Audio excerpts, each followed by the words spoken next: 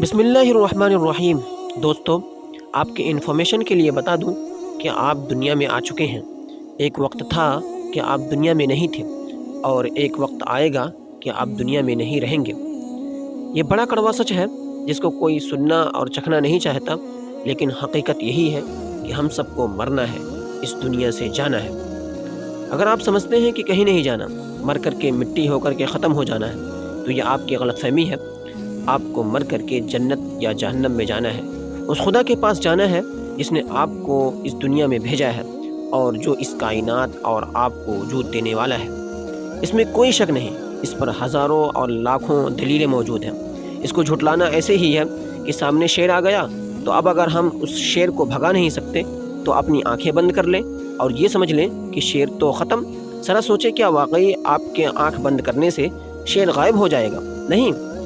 तो अब दुनिया में आने के बाद इंसान के सामने दो ही ऑप्शंस हैं, तीसरा कोई ऑप्शन ही नहीं।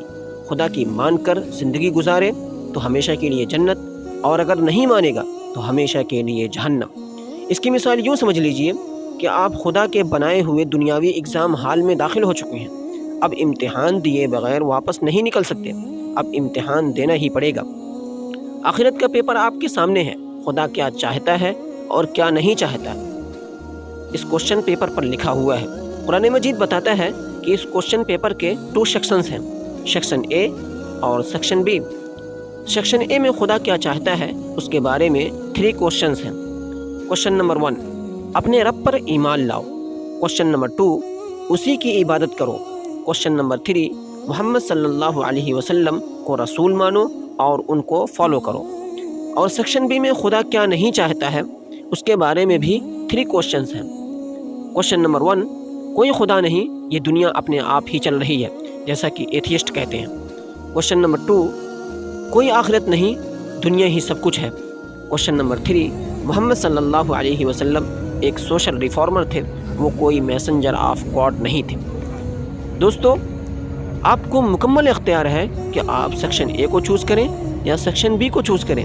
खुदा ने फैसला आपके हाथ में दे दिया है। और हाँ, आंसर शीट ब्लैंक भी नहीं छोड़ सकते, क्योंकि अगर सेक्शन ए को छोड़ेंगे तो सेक्शन बी के नंबर मिल जाएंगे, क्योंकि सेक्शन ए और सेक्शन बी के क्वेश्चंस एक दूसरे के अपोजिट हैं। तो यूँ कहा जा सकता है कि आप दुनिया में आकर फंस गए हैं। 2 ही ऑप्शंस हैं, जन्नत या जहन्नम।